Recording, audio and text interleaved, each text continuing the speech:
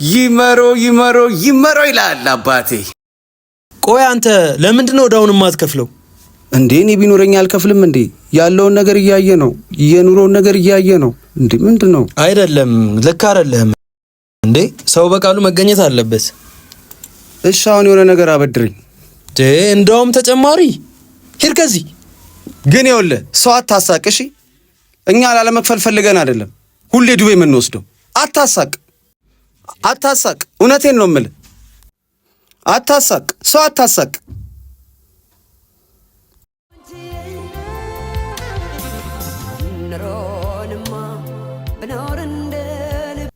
ብድር አበድራችሁ የምታሳቅቁን ባለሱቆች አታሳቁና። እኛ ቢኖረን አንከፍልም?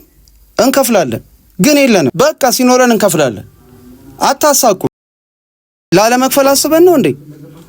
አታሳቁና በቃ እንዴ! አታሳቁን።